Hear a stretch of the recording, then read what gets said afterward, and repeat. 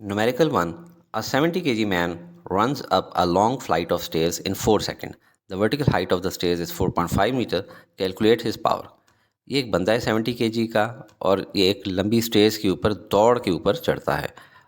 Time कितना लगाता है 4 सेकंड और इसकी वर्टिकल हाइट होती है 4.5 मीटर। हमने कैलकुलेट क्या करना है इसकी पावर।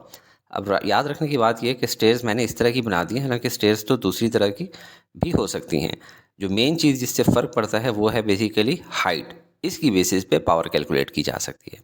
तो सबसे पहले गिवन क्या है हमारे पास वो लिख लेते हैं। हमारे पास मास ऑफ मैन गिवन है, टाइम टेकन गिवन है, हाइट ऑफ स्टेयर्स गिवन है और पावर हमने मालूम करनी है। सोल्यूशन की तरफ आएँ तो सबसे पहले हमें पावर का फॉर्मूला मालूम होना चाहिए। Power is equal to work divided by time. और वर्क का क्या फार्मूला होता है? Force into distance. और फोर्स क्या होती है? Mass into acceleration, ma। अब एक्सेलरेशन यहाँ पे क्या है, चूंकि वर्टिकली ऊपर गया हुआ है तो इसके ऊपर जो एक्सेलरेशन लग रही है वो स्मॉल g की वैल्यू लग रही है। तो mg और d की जगह हम लोग क्या कर लेंगे h। तो ये बेसिकली पोटेंशियल एनर्जी है, potential energy divided by time. तो उससे हमारे पास पावर आ जाएगी। तो एम जी एच के अंदर वैल्यू डालते हैं 70 multiply by 9.8 multiply bye 4.5 divided by 4। Calculate किया इसको तो निकला 771 वाट्स। इसको साइंटिफिक नोटेशन में लिख देते हैं जो कि बनती है 7.71 इंटू 10⁻²। वाट। ये हमारी पावर है। Numerical 2। A body of mass 2 kg is dropped from a rest position 5 meter above the ground. What is its velocity at height of 3 meter above the ground? एक बॉडी है जिसका मास है 2 kg, इसको rest position से drop करेंगे, यानी initial velocity इसकी क्या है 0 मीटर पर सेकेंड और हाइट क्या है 5 मीटर अबव द ग्राउंड। जब इसको ड्रॉप करते हैं तो ये एक हाइट पे चला जाता है जो है 3 मीटर। वहाँ पे हमने इसकी फाइनल वेलोसिटी मालूम करनी है। सवाल पे जाने से पहले ये आप देख लें कि यहाँ पे पोटेंशियल एनर्जी इनिशियल mgh होती है और काइनेटिक एनर्जी इनिशियल 0 होती है क्योंकि वेलोसिटी नहीं है। और यहाँ पे पोटेंशियल एनर्जी फाइनल होगी mgh1 और काइनेटिक एनर्जी फाइनल होगी हाफ mvf²। सबसे पहले हम लोग गिवन लिख लेते हैं। मास गिवन है हमारे पास, initial height from ground h given है, final height from ground h1 given है, इनिशियल वेलोसिटी vi गिवन है और फाइनल वेलोसिटी vf मालूम करनी है।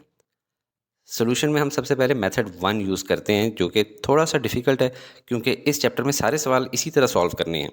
बाद में मेथड 2 जो मैं आपको दिखाऊंगा वो बहुत सिंपल है, लेकिन मेथड 1 इसलिए क्योंकि इस चैप्टर के बहुत सारे सवाल इस फॉर्मूले पर सॉल्व होने हैं और वो है loss of potential energy is equal to gain in kinetic energy. कुछ केसेस में plus work done against friction भी होगा, लेकिन चूंकि इस सवाल में नहीं है फ्रिक्शन का कोई जिक्र लिया था वो हम नहीं कर रहे। अब लॉस ऑफ पोटेंशियल एनर्जी क्या होगा कि इनिशियली ज़्यादा थी बाद में कम हो गई, और गेन इन काइनेटिक एनर्जी क्या होगा कि बाद में ज़्यादा होगी ये पहले कम थी। तो यहाँ पे हम लोग potential energy initial minus potential energy final, और गेन इन काइनेटिक एनर्जी क्या हुआ kinetic energy final minus kinetic energy initial. अब इनके फॉर्मूले लिख लेंगे mgh minus mgh1 half mvf² minus half mvi²। Common इसमें से क्या क्या ले सकते हैं, यहाँ पे mg और यहाँ पे हाफ m। फर्दर इसको अब इसकी वैल्यूज़ डालें तो 2 multiply by 9.8 multiply by 5 minus 3 और यहाँ पे half multiply by 2 multiply bye vf²। Red में इसलिए रखा है क्योंकि ये हमने मालूम करना है। तो इन दोनों को मल्टीप्लाई करते हैं तो 19.6 आ जाता है, 5 माइनस 3 2 होता है और यहाँ पे 2 और 2 कट गया तो पीछे vf² बन गया। तो vf² की वैल्यू आ गई है 39.2। दोनों तरफ स्क्वायर रूट लेंगे तो हमारे पास फाइनल वेलोसिटी हमारे पास आ जाएगी 6.26। राउंड फिगर में हम लोग कर लेते हैं 6.3 मीटर पर सेकेंड। फॉर अंडरस्टैंडिंग पर्पज़ आप ज़रा थोड़ा सी चीज़ समझें। इनिशियल पोटेंशियल एनर्जी हमारी पास क्या है 2 multiply by 9.8 multiply by 5 98 joules. Final potential energy क्या है 2 multiply by 9.8 multiply bye 3 58.8 joules. Kinetic energy initial 0 थी, काइनेटिक एनर्जी फाइनल हमारे पास क्या आई है हाफ यानी 0.5 मल्टीप्लाई बाय 2 मल्टीप्लाई बाय 6.26 जो एग्जैक्ट फिल उसका स्क्वायर, तो ये 39.2 जूल्स है। तो sum of initial energies should be equal to sum of final energies और वो आ रहा है 98 जॉल 98 जॉल। मेथड नंबर 2 की तरफ जाते हैं। अब ये देखें कि ये लीनियर मोशन हुआ है तो हम लोग लीनियर इक्वेशन जो हमारे पास 3 है उनमें से किसी को यूज़ करके सॉल्व कर सकते हैं। सेकंड इक्वेशन के अंदर तो फाइनल वेलोसिटी का जिक्र ही नहीं रहा था, ये तो स्किप हो गई। फर्स्ट इक्वेशन के अंदर टाइम का जिक्र है, हमें टाइम का कुछ नहीं बताया गया, तो हमारे पास दो ऐसे वेरिएबल हो गए जो हमें नहीं मालूम, टी और वी एफ लिया था, ये भी नहीं यूज़ हो सकती। थर्ड इक्वेशन में वी आई भी मालूम है, वी एफ भी मालूम, वी एफ मालूम करना है। इधर देखें तो एक्सेलरेशन हमारे पास 9.8 मीटर पर सेकंड स्क्वायर है, एस हमारे पास नहीं मालूम, लेकिन वो हम लोग मालूम कर सकते हैं किस तरह से, हाइट माइनस हाइट 1 यानी 5 माइनस 3 2 मीटर। तो हम लोग सेकंड इक्वेशन ऑफ मोशन नहीं, third equation of motion use कर रहे हैं और इसको हम लोग दोबारा से लिख लेते हैं। 2as is equal to V F square minus we I square. हमने मालूम क्या करना है, वी एफ स्क्वेयर, तो which will be 2as plus v I square. अब इसमें वैल्यूज़ डालना शुरू करते हैं। 2 multiply by 9.8 multiply by 2 plus v I square, v i क्या है, 0 है। अब वी एफ स्क्वेयर क्या आ जाएगा, 39.2, और इससे वी एफ की वैल्यू आ जाएगी 6.26 मीटर पर सेकेंड। राउंड करके हम लोग लिख देंगे 6.3 मीटर पर second. Numerical 3, a man pulls a trolley through a distance of 50 metre. एक मैन है, ये एक ट्रॉली को पुल कर रहा है और कितना डिस्टेंस करेगा, 50 metres, by applying a force of 100 newton which makes an angle of 30 degree with horizontal. यानी हॉरिजॉन्टल के साथ कितना एंगल बना रहे हैं, 30 डिग्री का। Calculate the work done by the man. जाहिर है जब ये 50 मीटर्स का फासला तय करेगा तो ये कुछ वर्क करेगा, वो हमने कैलकुलेट करना है। गिवन क्या है हमारे पास, distance 50 metre, force 100 newton, angle with horizontal 30 degree और वर्क डन हमने मालूम करना है W। तो सोल्यूशन की तरफ आते हैं, बहुत आसान है। वर्क क्या होता है, फोर्स इनटू डिस्टेंस, लेकिन कौन सी force.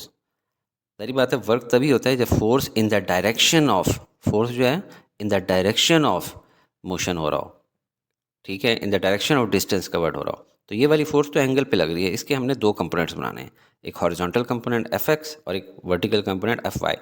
F Y is perpendicular to direction of distance, तो ये कंपोनेंट बिल्कुल काम नहीं कर रहा। तो बेसिकली एफ एक्स कंपोनेंट है जो इस बंदे की फोर्स है, वो काम कर रहा है in the direction of distance. तो हम लोग work is equal to F X into D कर देते हैं, और एफ एक्स क्या है, एफ कॉस थीटा, तो एफ कॉस थीटा डी या एफ डी कॉस थीटा एक ही बात है। अब इसके अंदर वैल्यूज पुट इन करना शुरू करते हैं हम लोग। 100 फोर्स है, डी 50 है और कॉस ऑफ 30। 100 मल्टीप्लाई बाय 50 क्या हुआ, 5000 और कॉस 30 हुआ 0.866। इनको आपस में मल्टीप्लाई करते हैं तो वर्क हमारे पास आ जाता है 4330 joules. Numerical 4, the roller coaster starts its journey from a vertical height of 40 metre on the first hill. बहुत ही इंटरेस्टिंग सवाल है और जब तक तस्वीर ना बने समझ नहीं आता।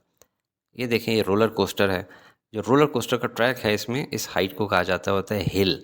तो ये हिल 1 है और ये हिल 2 है। तो roller coaster starts its journey from a vertical height of 40 metre. ये 40 मीटर की हाइट है, इसको हम हाइट 1 कह देते हैं, and reaches a vertical height of only 25 metre on the second hill. तो ये हाइट कितनी है, 25 मीटर।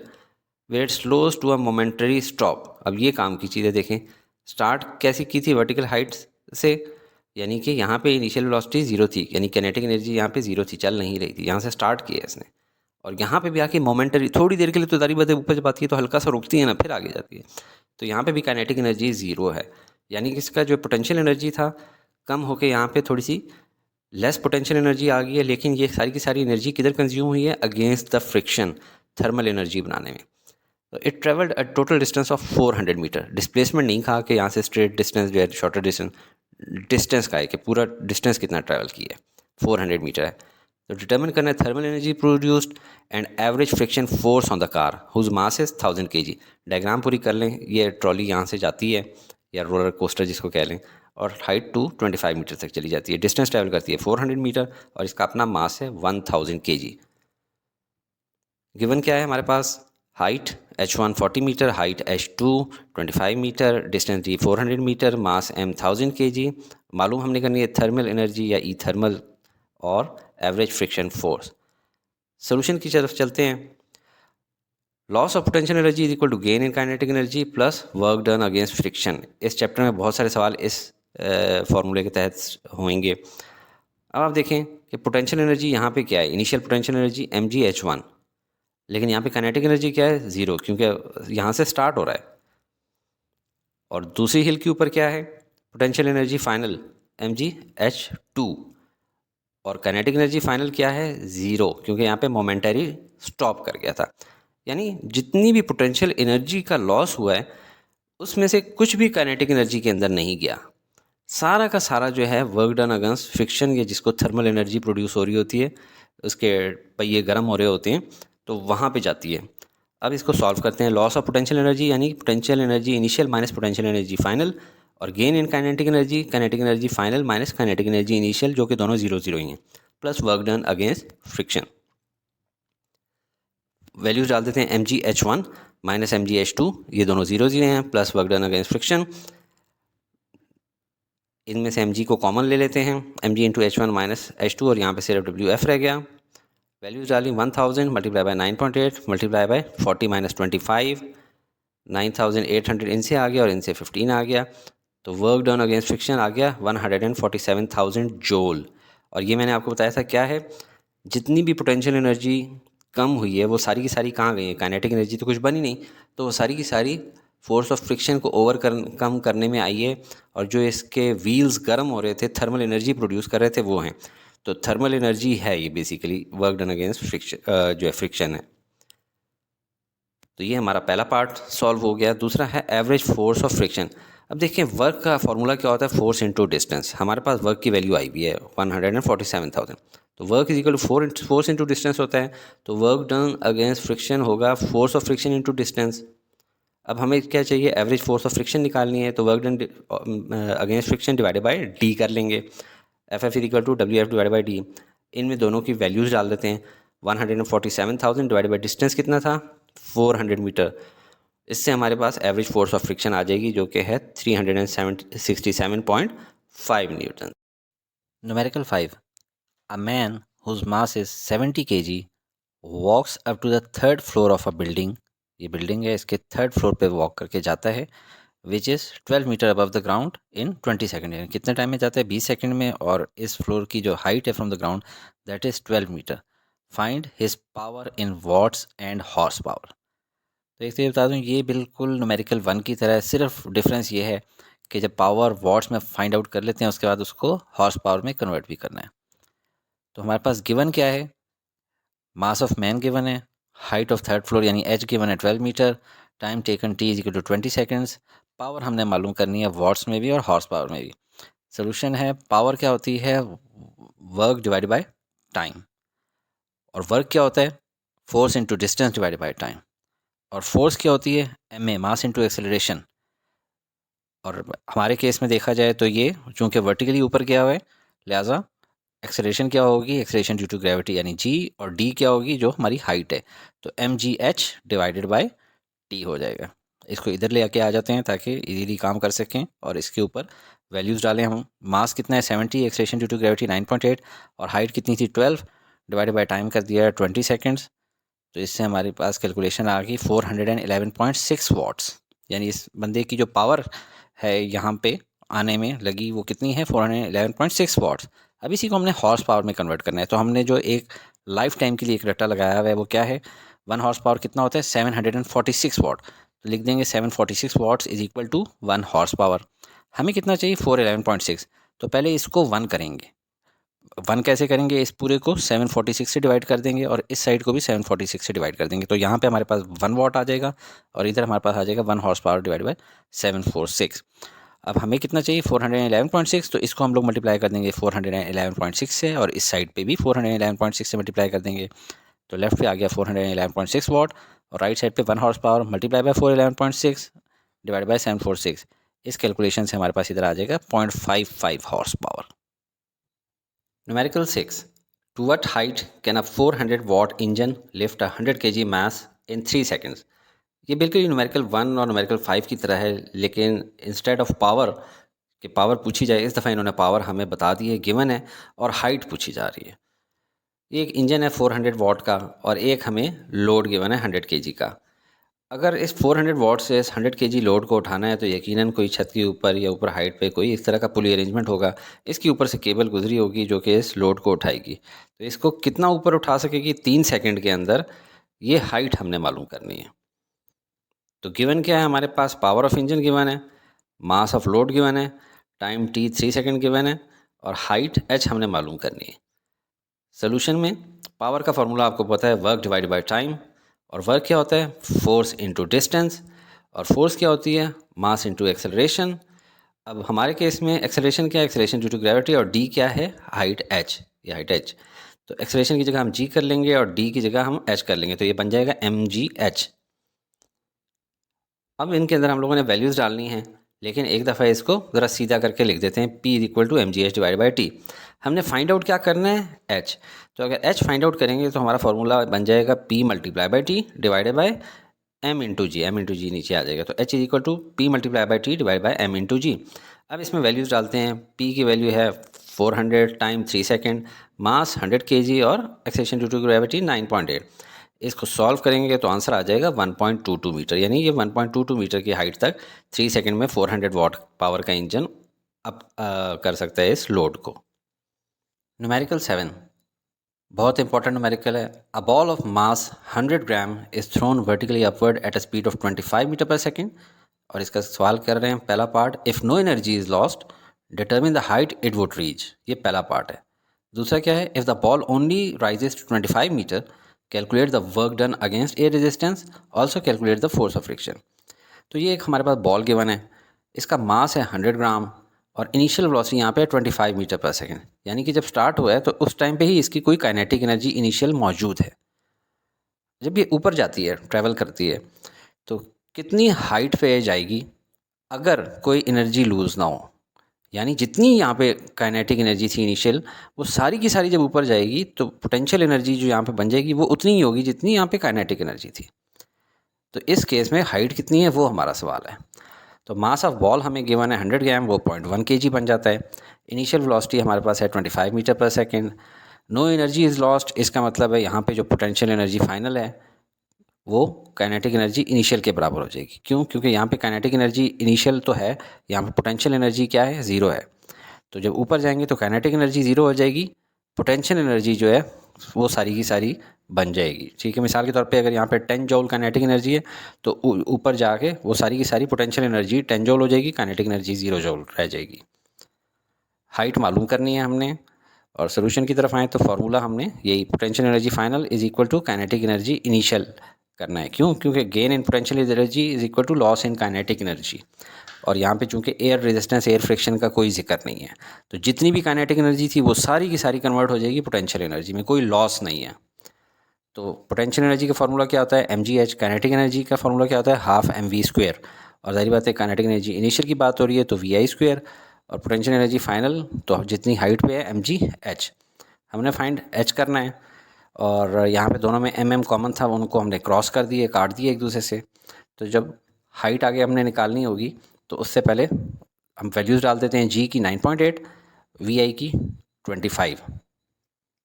अब हाइट निकालनी है तो 1/2 मल्टीप्लाई बाई 25 का स्क्वायर क्या हो गया, 625, और ये 9.8 इधर आएगा तो नीचे चला जाएगा, डिवाइड हो जाएगा। तो half multiply by 625 means 312.5 divide by 9.8, इससे हाइट आ जाती है 31.88 मीटर। उसको राउंड ऑफ कर लेते हैं, 31.9 मीटर लिख लेते हैं। ये हमारा पार्ट 1 कंप्लीट हो गया। ये वो केस है जिसमें कोई एयर रेजिस्टेंस, एयर फ्रिक्शन नहीं है, तो जितनी भी काइनेटिक एनर्जी थी वो ऊपर जाके पोटेंशियल एनर्जी बन जाती है। इस केस में उन्होंने हाइट पूछी थी। अब सेकंड केस कि if ball only rises to 25 metre, यहाँ से जब चलती है तो पूरा ऊपर नहीं जाती, 25 मीटर तक आती है। क्यों? क्योंकि एयर रेजिस्टेंस भी इस दफ़ा हो जाती है। तो इसका क्या मतलब है कि जितनी यहाँ पे काइनेटिक एनर्जी थी वो सारी की सारी पोटेंशियल एनर्जी नहीं बन सकी, पोटेंशियल एनर्जी कम रह जाएगी। मिसाल के तौर पे यहाँ पे 10 जॉल काइनेटिक एनर्जी थी तो ऊपर जाके 8 जॉल पोटेंशियल एनर्जी रहेगी, और बाकी 2 जॉल किधर गई, 2 जॉल्स वो वर्क अगेंस्ट एयर फ्रिक्शन में यूटिलाइज हो गई। और दूसरा हमने सवाल करना है फोर्स ऑफ फ्रिक्शन, उसी की मदद से फिर मालूम करना है। तो इसके लिए फार्मूला होगा लॉस इन काइनेटिक एनर्जी, क्योंकि जितनी काइनेटिक एनर्जी थी लूज हुई है वो किधर गई है, वो बन गई है पोटेंशियल एनर्जी, ठीक है, plus work done against air friction. तो अब इस सवाल को शुरू करते हैं। हाइट हमें इस दफ़ा गिवन है 25 metre, work against friction WAF मालूम करना है, और फोर्स ऑफ फ्रिक्शन मालूम करना है। तो सोल्यूशन में फार्मूला हम लिख लेते हैं, loss in kinetic energy is equal to gain in potential energy plus work done against air friction. Kinetic energy का formula half mvi², gain in potential energy, यानी पोटेंशियल एनर्जी यहाँ पे कितनी है वो mgh है, और plus work done against air friction. Work done against air friction निकालनी है तो हाफ mvi², जब mgh उधर जाएगा तो माइनस mgh हो जाएगा। और अब इसमें वैल्यूज़ डालते हैं, मास की वैल्यू 0.1, vi की वैल्यू 25, m फिर 0.1, g 9.8 और h 25। 25 का स्क्वायर हो जाता है 625, इन तीनों को आपस में मल्टीप्लाई करेंगे तो आ जाएगा 24.5। अब इन तीनों को जब सॉल्व करेंगे तो वैल्यू आ जाएगी 31.25 इनसे, और यहाँ पे तो -24.5 ऑलरेडी लिखा हुआ था, और इन दोनों से वैल्यू आ जाएगी 6.7 जूल। यानी जितनी काइनेटिक एनर्जी यहाँ पे थी उसमें से कुछ तो पोटेंशियल एनर्जी बन गई, और बाकी जो ज़ाया हुई है work done against air friction में वो है 6.7 जूल। अब हमने नेक्स्ट क्या फाइंड करना है, फोर्स ऑफ फ्रिक्शन। तो वर्क का फॉर्मूला होता है 4 इंटू डिस्टेंस, तो वर्क अगेंस्ट एयर फ्रिक्शन होगा force of friction into height.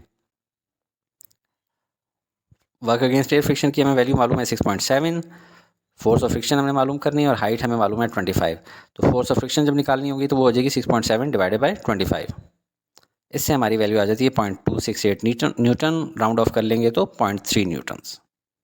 An object of mass 1000 gram यानी 1 kg falls from a height of 30 meter on the sand below.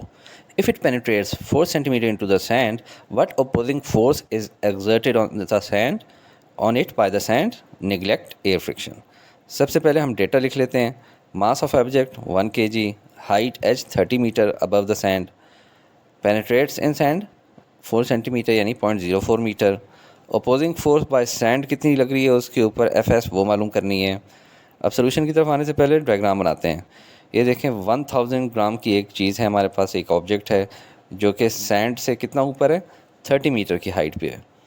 अब इस जगह पे पोटेंशियल एनर्जी कितनी होती है, mgh, mass 1 kg, acceleration due to gravity 9.8 multiply by height 30 metre, तो ये 294 जूल्स। और यहाँ पे काइनेटिक एनर्जी 0 है क्योंकि स्टैटिक है इस टाइम पे।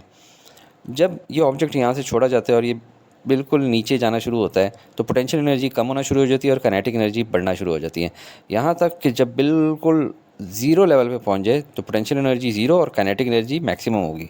और इस केस में कहा गया है कि एयर फ्रिक्शन नहीं है, लिहाजा जितनी पोटेंशियल एनर्जी होगी वो सब की सब यहाँ पे काइनेटिक एनर्जी बन चुकी होगी। ये देखें 294 जूल बन गई है काइनेटिक एनर्जी। लेकिन अब इसने यहाँ पे रुकना है, चूँकि हार्ड फ्लोर तो है नहीं, फर्श भी नहीं है, सैंड है, तो इसके ऊपर थोड़ा सा ज़ोर लगा के नीचे धंस जाएगा।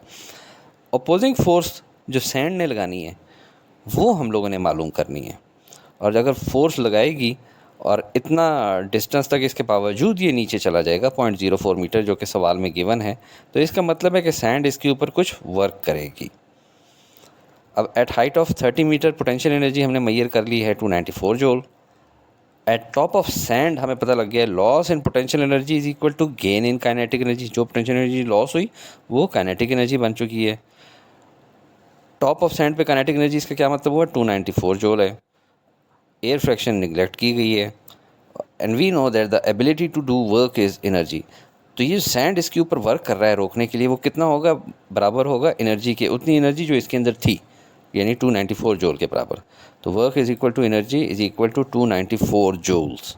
ये सैंड क्या वर्क करेगा, वो है 294 जूल वर्क करेगा। वर्क का फॉर्मूला होता है फोर्स इंटू डिस्टेंस, और 294 यानी वर्क है, फोर्स बाय सैंड उसको हम लिख देते हैं Fs, और d डिस्टेंस यानी कि कितना डेप्थ में ये आया है 0.04 मीटर। अब इसको रीअरेंज करें, Fs is equal to 294 divided by 0.04, इससे हमारे पास आ जाता है फोर्स बाय सैंड 7350 न्यूटन। ये वाली फोर्स है जो कि ऊपर इस बॉडी के सैंड लगा रहा है। Numerical 9, a body of mass m drops from bridge into water of river. The bridge is 10 meter high from the water surface. इसके दो पार्ट्स हैं जो सवाल किए जा रहे हैं। Find the speed of the body 5 metre above the water surface. Part B, find the speed of the body before it strikes the water. ये क्वेश्चन मैं आपको दो तरीक़ों से सिखाऊंगा, एक जो loss in potential energy equal to gain in kinetic energy है वो, और एक थर्ड इक्वेशन मोशन से। तो ये एक बॉडी है, ऑब्जेक्ट है जो कि एक ब्रिज के ऊपर स्टैटिक खड़ा है। इसको अगर ड्रॉप किया जाए from height of 10 metre, initial velocity यहाँ पे क्या थी 0, और हाइट क्या है 10 मीटर। अब पहले स्टेप में उसने कहा है कि ये ज़मीन से या पानी के लेवल से 5 मीटर ऊपर रह जाए, यानी ये वाला डिस्टेंस जो इसने कवर किया होगा वो भी 5 मीटर होगा क्योंकि टोटल 10 मीटर है। तो यहाँ पे फाइनल वेलोसिटी क्या होगी, पहला सवाल ये है। दूसरा कि अगर जो यहाँ से ड्रॉप किया है तो यहाँ पे नहीं बल्कि पूरा नीचे यानी 10 मीटर नीचे तक आ जाए, just above the water surface, तो वहाँ पे फाइनल वेलोसिटी क्या होगी। तो स्टार्ट करते हैं। गिवन हमारे पास हाइट ऑफ ब्रिज है, हमारे पास speed 5 metre above the ground at H1 मालूम करनी है, इसको मैंने हाइट 1 कह दिया यानी 5 मीटर। तो यहाँ पे VF क्या होगी, और दूसरा पार्ट है speed just above the ground यानी कि VF प्राइम क्या होगी यहाँ पे, जबकि हाइट H2 0 मीटर है। Method 1, loss in potential energy is equal to gain in kinetic energy. तो पोटेंशियल एनर्जी का लॉस क्या होता है, पोटेंशियल एनर्जी इनिशियल, कि यहाँ पे लॉस पोटेंशियल एनर्जी इनिशियल क्या थी, माइनस पोटेंशियल एनर्जी फाइनल, क्योंकि अभी हम पार्ट ए कर रहे हैं ये वाला, और is equal to gain in kinetic energy क्या होगी कि यहाँ पे काइनेटिक एनर्जी क्या है, और माइनस काइनेटिक एनर्जी इनिशियल की यहाँ पे काइनेटिक एनर्जी क्या थी। तो अभी इनके वैल्यूज़ डालते हैं। पोटेंशियल एनर्जी इनिशियल यहाँ पे क्या थी, mgh, minus potential energy final यहाँ पे क्या है, mgh1 is equal to kinetic energy final यहाँ पे क्या होगी, हाफ mvf स्क्वेयर, माइनस यहाँ पे काइनेटिक एनर्जी इनिशियल क्या थी, हाफ mvi स्क्वेयर। इसमें mg कॉमन ले लिया और इसमें हाफ m कॉमन ले लिया। अब m और m आपस में कैंसिल आउट हो जाएंगे। वैल्यूज़ डालेंगे तो g की जगह 9.8, h की जगह 10, height 1 5, half as it is रहा, vi स्क्वेयर, vi की वैल्यू है 0, 9.8 मल्टीप्लाई बाय 5 हो गया, और हाफ vf स्क्वेयर की वैल्यू निकालेंगे तो 2 उधर जाके मल्टीप्लाई हो जाएगा, तो 2 multiply by 9.8 multiply by 5 is equal to 98। तो vf स्क्वेयर की वैल्यू 98 है, तो स्क्वेयर रूट लेंगे दोनों तरफ, तो vf की वैल्यू आ जाएगी 9.89, राउंड ऑफ करके लिख देंगे 9.9 मीटर पर सेकेंड। ये पार्ट ए के लिए था, और पार्ट बी के लिए भी बिल्कुल इसी प्रोसीजर को फॉलो करेंगे। जहाँ जहाँ इसमें H1 था अब उसकी जगह H2 आ जाएगा, और जहाँ जहाँ पे VF था उसकी जगह VF प्राइम आ जाएगा, बाकी और कोई डिफरेंस नहीं है। देखें स्टेप बाय स्टेप चलते जाते हैं। mg कॉमन ले लिया, यहाँ पे हाफ m कॉमन ले लिया, mm कैंसिल हो गए। अब इसमें वैल्यूज़ डाली 9.8, 10, और H2 कितनी थी, 0 मीटर। VF प्राइम यहाँ पे मालूम करनी है। अब 9.8 multiply by 10 is equal to half VF prime का स्क्वायर। अब VF प्राइम का स्क्वायर हमारा बन जाएगा 2 multiply by 9.8 multiply by 10 is equal to 196, और दोनों तरफ स्क्वायर रूट लेंगे तो VF प्राइम की वैल्यू हमारे पास आ जाएगी 14 मीटर पर second.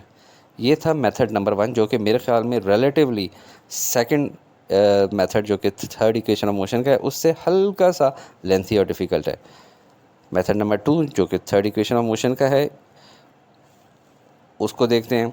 2as is equal to V F square minus we I square. अभी हम पार्ट ए कर रहे हैं यानी यहाँ से यहाँ तक, तो 2as, ए क्या है इसमें, एक्सेलरेशन ड्यू टू ग्रेविटी, और s क्या है इसके अंदर, ये वाला डिस्टेंस जो कि 5 मीटर है। 2 multiply by G multiply by 5 is equal to V F square minus 0 square. V F square की वैल्यू इससे आ जाती है 2 multiply by 9.8 multiply by 5, solve करें तो 98 है, स्क्वायर रूट लें दोनों तरफ तो V F is equal to 9.89, round करेंगे तो 9.9 मीटर पर सेकेंड। तो यहाँ पे वेलोसिटी होगी 9.9 मीटर पर सेकेंड। दूसरा पार्ट इसका लेते हैं, जब कंप्लीट यहाँ से यहाँ तक ड्रॉप कर रहा है तो 2as, इसमें s कितना हो जाएगा, पूरा 10 मीटर, और वी एफ प्राइम स्क्वायर हमने निकालना है।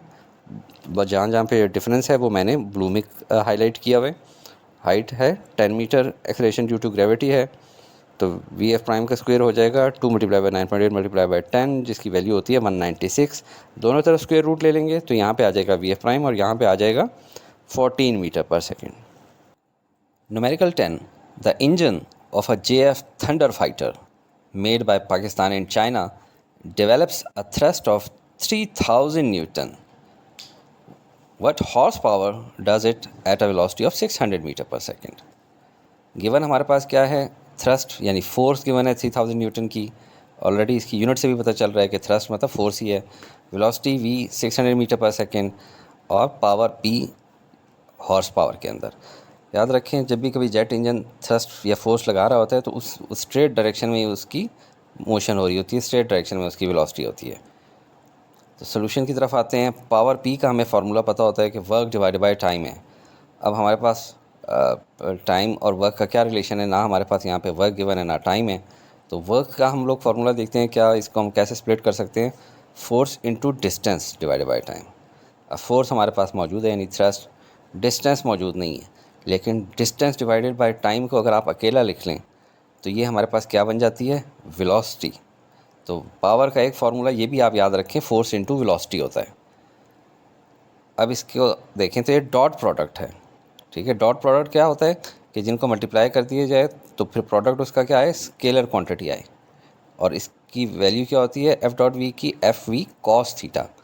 तो अब इसमें तीनों की वैल्यू डालेंगे। अब कॉस थीटा क्या होगा, थीटा की वैल्यू क्या इसमें आएगी, 0 डिग्री, क्योंकि जिस डायरेक्शन में थ्रस्ट है उसी डायरेक्शन में वेलोसिटी हो रही है। तो force 3000, velocity 600 and cos of zero. Cos of zero क्या होता है? 1। तो इससे हमारे पास वैल्यू आ जाती है 1.8 मेगावाट्स। अब हमें क्वेश्चन में कहा गया है कि ये हमें मालूम करनी है हॉर्स पावर के अंदर। वो हमें मालूम है कि कितना वॉट कितने हॉर्स पावर के बराबर होता है, ये आपने सारी ज़िंदगी के लिए याद रखना है। 746 watt is equal to 1 horse power. अगर इससे हम लोगों ने बनाना है 1.8 मेगावाट और करस्पॉन्डिंग हॉर्स पावर, तो हम लोग क्या करेंगे, पहले इसको 1 वाट बनाते हैं। तो दोनों साइडों को 746 से डिवाइड कर लेंगे। तो इस तरह यहाँ पे आ जाएगा 1 वाट और यहाँ पे आ जाएगा 1 हॉर्स पावर डिवाइडेड बाई 746 वाट। अब हम दोनों साइडों को मल्टीप्लाई कर देते हैं 1.8 मेगावाट से। तो इससे हमारे पास आ जाता है यहाँ पे 1 horse power multiply by 1.8 megawatt divided by 746। तो इससे वैल्यू आ गई 2412.86 हॉर्स पावर। राउंड ऑफ कर लेते हैं 2413 हॉर्स पावर।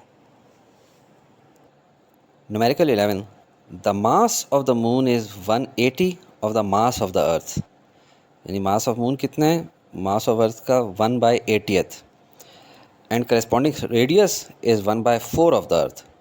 यानी radius of moon radius of earth का क्वार्टर है, 1/4 है। कैलकुलेट हमने करनी है escape velocity on the moon. Escape velocity नाम बता रहा है कि कितनी वेलोसिटी होगी कि कोई भी चीज़ इसके ग्रेविटेशनल फोर्स से बाहर निकल जाएगी, उसको कहते हैं एस्केप वेलोसिटी। तो मास ऑफ अर्थ आपको पता होना चाहिए और मास ऑफ रेडियस ऑफ अर्थ भी।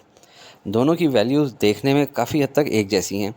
आपने याद रखना है मास ऑफ अर्थ पूरे अर्थ का मास होता है, लिहाजा इसके 4 हिस्से होते हैं। एक हिस्सा अगर आप देखा जाए तो एक हिस्सा इसका रेडियस होता है, तो रेडियस ऑफ अर्थ की वैल्यू हमेशा कम होगी। मास ऑफ अर्थ बहुत ज़्यादा है और ज़्यादा वैल्यू होनी चाहिए इसकी। ज़ाहिर है यूनिट से भी पता लग जाता है, केजी मास की यूनिट है और मीटर रेडियस की।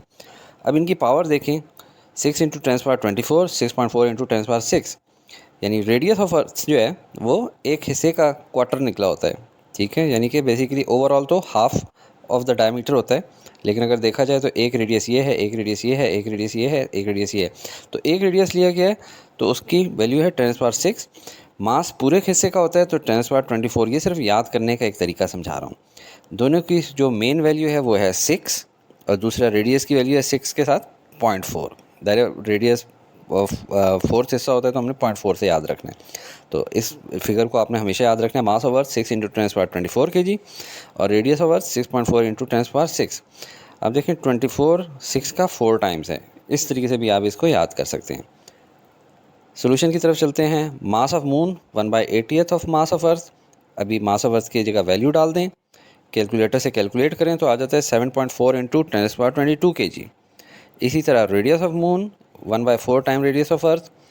रेडियस ऑफ अर्थ की वैल्यू डाल दी और कैलकुलेटर से कैलकुलेट किया तो वैल्यू आ गई 1.6 × 10⁻6 मीटर। हमने मालूम करनी है एस्केप वेलोसिटी, जिसका ये फार्मूला आपको याद होना चाहिए।